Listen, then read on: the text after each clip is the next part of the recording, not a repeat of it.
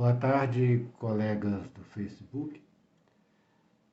Continuando os nossos estudos, agora sobre aquela perspectiva da questão da ciência que tem condições de ver provas da existência de Deus, nós havíamos falado de Niels Bohr, que ele, na questão do átomo, né, ele teria dito que ele partia de uma ideia geral, né, e criou a teoria, mas nós vimos isso em algumas entrevistas na época de estudo. Nós temos aqui um livro dele sobre o conhecimento humano e filosofia atômica, né? Ele refuta um pouco essa questão de ideia geral, ele fala mais questão da complementaridade, né? É preciso ter uma ideia de complementariedade para entender a questão atômica. Mas, no geral, foi aquilo que nós colocamos. Ele não fala em generalização e o modelo dele foi considerado planetário porque ele se baseou mais ou menos na visão do universo, né, que tem o centro e os astros andando ao redor, e ele transmutou isso para a teoria atômica. E os elétrons ficavam girando em torno do núcleo. Mas continuou esse problema, essa visão que ele partiu de um esquema primeiro, né? Isso ele não deixou. E ele foi encaixando e que até hoje, realmente, ninguém viu o átomo, ninguém faz aqueles testes, né? Com um acelerador de partículas, né? Já tem um famoso agora, que até deu defeito, né? A partir desses testes tem uma ideia de que é aquilo, né? E nas experiências foram vendo as propriedades que, segundo são atômicas. Mas é interessante porque a história dele fala que ele tinha como um dos seus grandes, uma das pessoas que influenciou grandemente a sua vida, né, foi o filósofo Søren Kierkegaard, né, ele é dinamarquês, o Søren Kierkegaard também é, né, e o Kierkegaard era cristão. Aqui fala que tinha divergência porque ele era ateu e Kierkegaard era cristão, tudo, mas não tem, igual quando nós falamos do Einstein, né? Não tem prova disso aí, mas a história conta que ele deu de presente para o irmão dele, se não me engano, um livro de Kierkegaard. Então, e ele tem essa visão, que uma declaração dele que a física o objetivo maior da física é o que ela pode dizer da natureza, não o que a natureza realmente é. Aí que já coloca essa questão meio filosófica, meio até estruturalista, né? Que a física tem de estruturar um conhecimento. E pela ciência que sempre ela se renova, é uma coisa da questão da ciência, o progresso da ciência nunca se esgotar, né? Ela não pode ter aquilo como definitivo, mas tem que ter esse prognóstico, essa visão de alguma coisa acabada, nem que seja momentânea. Nós já vimos discutindo isso. Mas o interessante nesse livro, quem puder ver, é ele fazendo a análise aqui já em 1938, ele fala da questão das ciências naturais, e mais ou menos que seriam ciências exatas, e das ciências sociais, né, que são diferentes. A partir daí é que essa questão da prova da existência de Deus se torna mais, a nosso ver, mais incisiva, né? Mais ainda na questão da psicanálise com Carl Jung, no famoso tratado dele, Arquétipos do inconsciente coletivo, né, em que ele analisa a questão da religião bem dentro desse aspecto, né, que é um arquétipo que vem coletivamente sendo transmitido. Né. E tem a questão de validade na questão da formação pessoal da pessoa, a formação subjetiva, né? E essa pega um pouco da tradição, da primeira visão religiosa que nós falamos, né, de Freud, né? Onde ele dividiu, nós vamos dividir de novo, né, na trilogia também, ou na tríade, na tricotomia de id, ego e superego.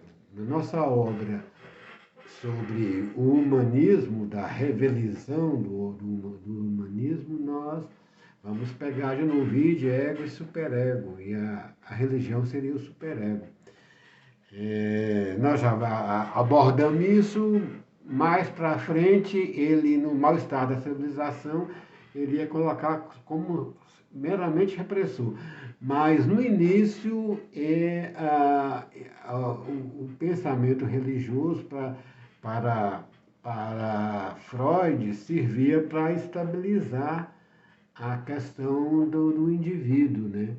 Premido pelas forças inconscientes do id. O que mais ou menos se equipara à visão de Kant, né, na crítica da razão prática, quando ele fala de Deus, né? Mas aí, analisando essa questão da consciência e da questão da neurologia, da formação pessoal, que a neurociência vem desenvolvendo, né? Tem de ver dessa questão do quanto o pensamento religioso produz neurônios, neurotransmissores ou hormônios, né, capaz de estabilizar as funções gerais do organismo. Essa semana, um artigo do Globo que fala da nossa segunda consciência. O termo mais correto é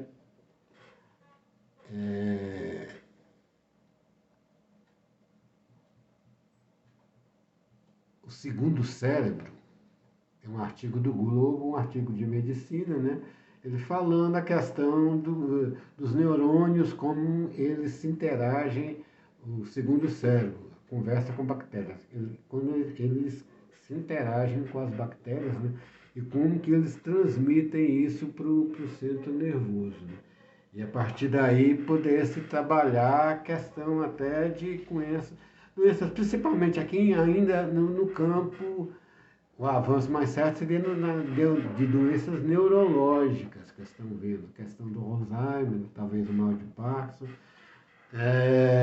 Mas há essa possibilidade de ter outras implicâncias.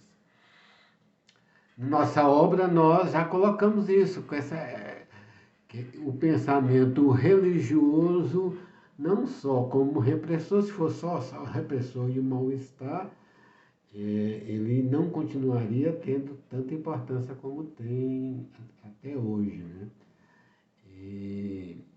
E assim é que alguns estudos teriam que ser mais aprofundados, sem só ficar aqui uma questão só de fé não está lá, mas essa questão da formação pessoal da pessoa e essa visão de um ser maior e principalmente do cristianismo, de um pai bondoso, um pai amoroso, o quanto ele pode estabilizar uma pessoa. Isso tem vários relatos cotidianos, né, mas nunca foram objeto de estudo, mas tem relatos cotidianos de até curas significativas de doenças a partir da questão religiosa. E pode ser que muitas vezes, dependendo da situação da doença, tem um cunho, mesmo doenças somáticas, tem um cunho psicossomático muito grande, que a religião equilibre esse lado psíquico e a somatização reflui e a pessoa pode adquirir curas, né? Então, tem esse lado da questão do outro ponto de discutir a existência de Deus. Outra questão, nós vindo ainda dessa questão, uns cientistas chineses junto com californianos, num trabalho agora também recente, saiu agora, acho que é também no Globo, saiu a notícia, ou bem no Globo, foi numa revista, vamos ver, uma revista científica sobre a Via Láctea e que teria uma outra constelação, uma constelação, né, realmente, um braço da Via Láctea, né, saiu no UOL, agora saiu no UOL, né, batizado de Taboa, né, e que ele também continua acelerando. Essa aceleração do universo, né, prova que o universo continua se acelerando. Essa aceleração, ela teria a função de não deixar o universo se explodir. Aí poderia dizer que o universo se explodiria, mas aí é difícil. Existe o que Einstein colocou para estabilizar uma constante. E alguns cientistas estão analisando, voltando à lambda, nessa questão, que a aceleração ela tem uma constância que não se explode, ela não explode, ela se expande. E a existência continua sendo garantida.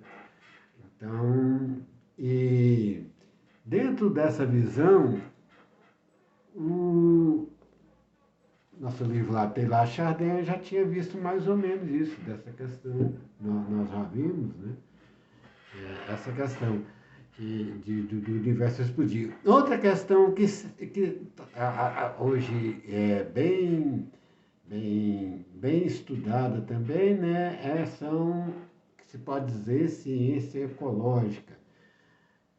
É ciência biológica, a ecologia é um ramo da biologia, a ecologia, mas hoje internando-se um ramo importante quando coloca a questão dos ólons e a questão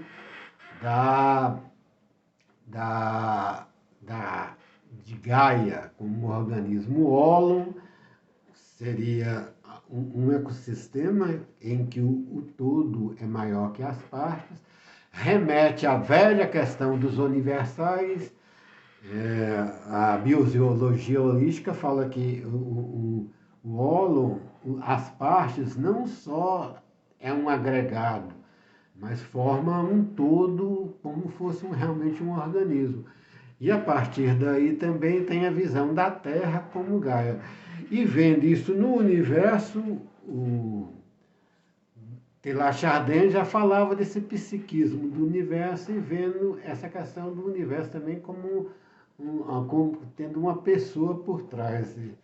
Ele coloca essa pessoa como um ponto que garante toda a existência, que seria o ponto ômega, né? Nós vemos aqui, ele fala disso, uma consciência que tem. No fundo de nós mesmos, Teilhard Chardin, falando no fenômeno mundo, sem discussão possível, surge como um rasgão interior no âmago dos seres. É o bastante para que, num grau ou noutro, este interior se imponha como existente por toda parte, e desde sempre na natureza. uma vez que, num ponto de si próprio, o estofo do universo tem uma face interna, é forçosamente porque ele é bifacial por estrutura, isto é, em qualquer região do espaço e do tempo, exatamente como, por exemplo, é granular, coextensivo fora das coisas, existe um dentro das coisas, onde, logicamente, a seguinte representação do mundo desconcertante para a nossa imaginação, mas de fato a única assimilável para a nossa razão, considerada no mais inferior de si mesma, ao nível onde precisamente nos colocamos no início dessas páginas.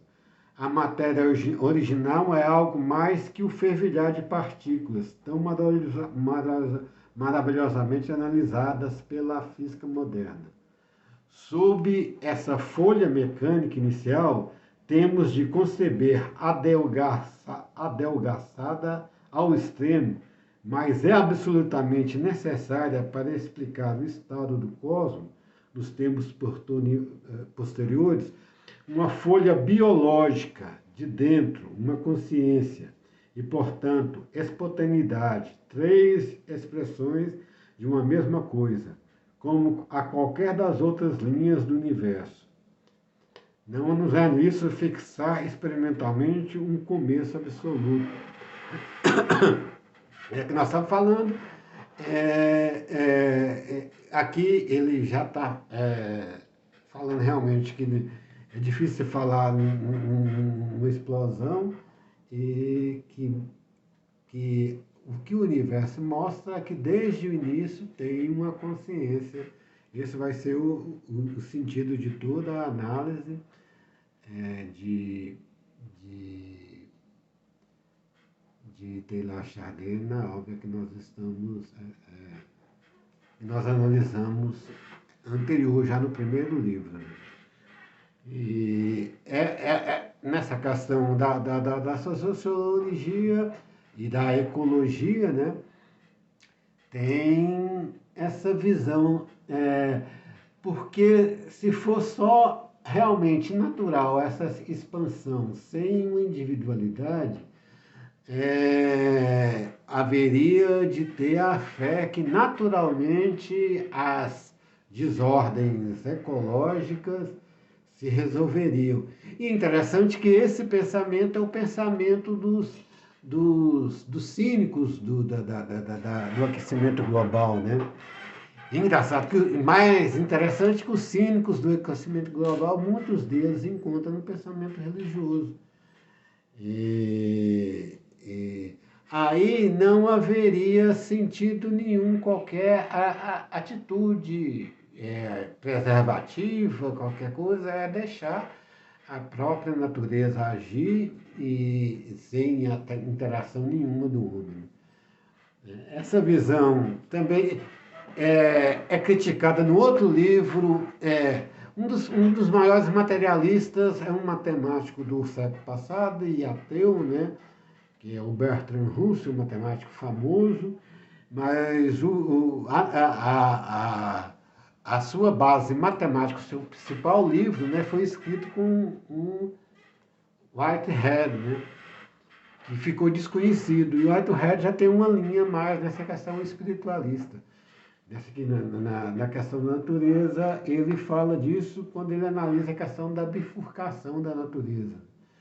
Que se vê a natureza como bifurcada, tem a mente de um lado e a natureza do outro. Né? Mais na frente ele vai ver a questão meio para nós. O livro dele mais famoso, quando ele dá um embasamento maior, é posterior a esse, que chama A Realidade e Processo, não tem tradução brasileira. Nós vemos algum comentário, mas foi dentro desse sentido, desse processo do sujeito e do objeto, eles estão juntos em processo, né? Não existe essa bifurcação, essa dicotomia.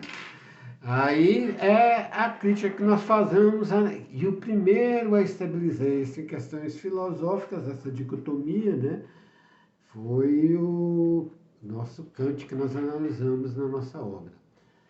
E, então, essa visão de Deus e do reino de Deus que se constrói e depende da nossa atuação, né? Que é uma visão cristã, que a gente deve atuar, né? Que também faz que a gente atue em função da natureza para construir do reino de Deus, essa construção do reino de Deus. Mas muitos, até religiosos, eles não veem esse lado da questão ecológica, né? Os negacionistas do aquecimento global, dos problemas climáticos, né?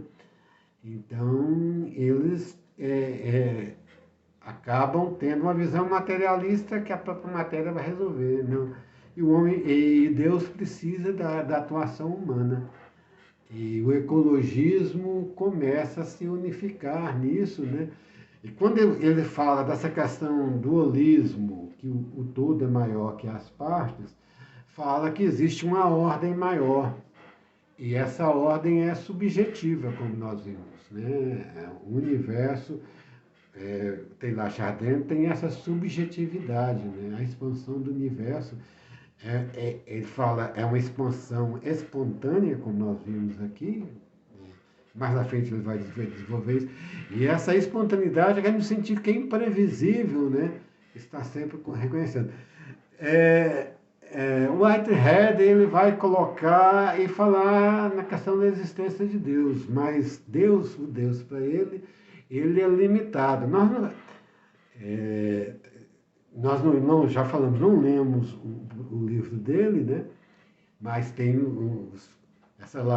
esse lado teológico.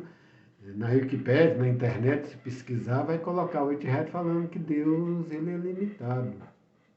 Não que ele é limitado, o conhecimento de Deus realmente, esse é o nosso ponto, é limitado. Porque se Deus, nós já falamos, igual o átomo também, se Deus coubesse dentro da nossa inteligência, ele não seria Deus.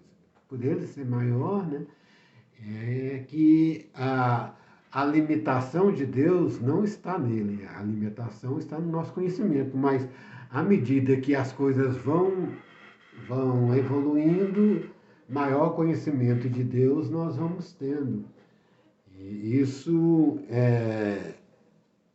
supera muitas vezes a visão institucional das religiões. Nós estamos falando do cristianismo, e por conta do cristianismo ser a maior expressão até hoje da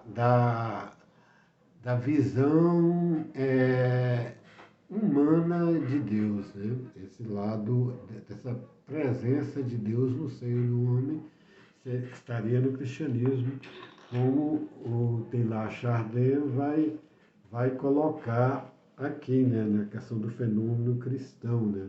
Essa questão da consciência, que só no cristianismo se chega, né? Ele vai colocar: e enfim, para terminar e eliminar de uma vez para sempre os receios de panteísmo constantemente evocados a propósito da evolução por certos campeões do espiritualismo tradicional, como não ver que no caso de um universo convergente, tal como apresentei, longe de nascer da fusão e da confusão dos centros elementares que ele reúne, o centro universal de unificação, precisamente para exercer sua função motora, coletora e estabilizadora, deve ser concebido como pré-existente e transcendente.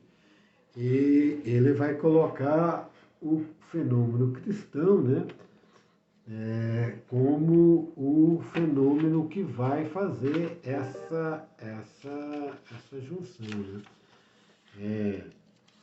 Dizer do cristianismo que, apesar de todas as aparências contrárias, ele se aclimata e cresce num mundo prodigiosamente alargado pela ciência, seria apenas metade do que se passa.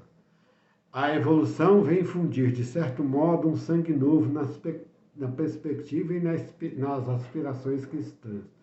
Mas, em contrapartida, a fé cristã não estará destinada e até pronta. Nenhum progresso deve esperar sobre a terra como tentei mostrar, sem a primazia e o triunfo pessoal no cume do espírito. Ora, no mundo atual e sobre a superfície inteira, o cristianismo apresenta a única corrente de pensamento suficientemente audaciosa e progressiva para abarcar praticamente e eficazmente o mundo num gesto completo, indefinidamente perfectível. Isso é por conta disso, porque tem essa perspectiva de superação, vai colocar.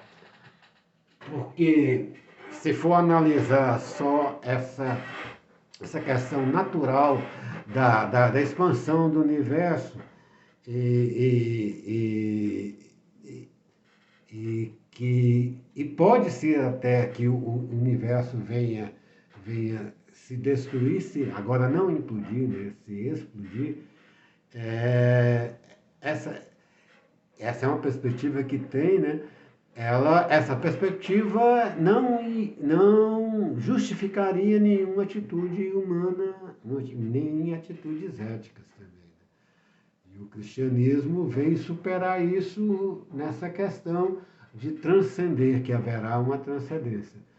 E essa esperança é uma esperança que faz avivar nosso sentido íntimo de pessoa, de atuante, e o sentido da racionalidade, né? Da racionalidade de ultrapassar. Senão, deixa as doenças acontecer, deixa todo mundo morrer, porque é tendência natural.